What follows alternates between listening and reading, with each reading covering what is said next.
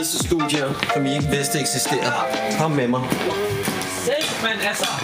Hvor får du bare fucking mere ved? Altså, så kan du ikke noget nu, eller hvad? Det var fucking Skækker, drenge, mand. Chill out, man. Det er jo kæmpe produktionsøvelokale, det her. Thomas Helmig har været forbi. Annika Åke er forbi. Stille Bramsen har været forbi. Alle de store bane. Selv DR har været forbi. Tag det nu roligt. Træk vejret. Og vi skal videre til den næste scene, okay? Chillax. Hey Chris, hvis du bare gør det som før, mere attitude, yes. Præcis, det er op at stå.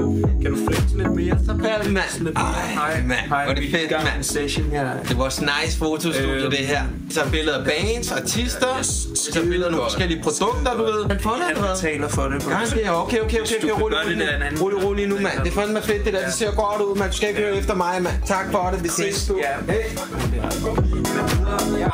I helt andet univers. Det er så vores interviewstudie, det her. Det er det vildeste interviewstudie. Vi skal lige have dig til at Ja, vi er lige i gang. Det er godt, lige knap musik, når du... Jamen, nej, du skal ikke sætte dig ned. Du ved, TV2 Echo har været her, Danmarks Radio har været her, en masse... Vi er så lige i gang med det. har været herovre. Altså, det var så vildt. Jeg er nødt til at lov til at få dig ud af skjoldet.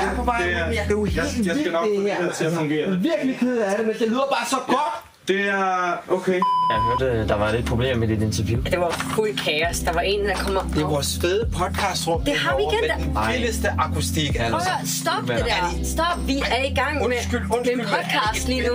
Er det ikke fedt at lave podcast? Altså, er det med vilje, det her? Er det planlagt? Undskyld, jeg forstyrrer. Altså, jeg forstår ikke, at det... igen. Hey, god aften. Hvad sker der? Altså, det her er planlagt, fordi det skete igen nu. Jo. Tjek vores green screen rum ud. Jeg lavede mange fede ting. Tjek det lige ud. Skal du lige spille det, Pan? Nej, Pan, det er ikke det der med toilettet, mand. Kan du ikke spille det der fra Gribskov? Fra businessman til rapper på 8 timer? Hvad synes I? Jeg har lavet så mange fede produktioner. Det er kun fantasien, der sætter grænser. Nu har jeg ikke tid til det der mere. Jeg skal ud og lave lyd på Roskilde.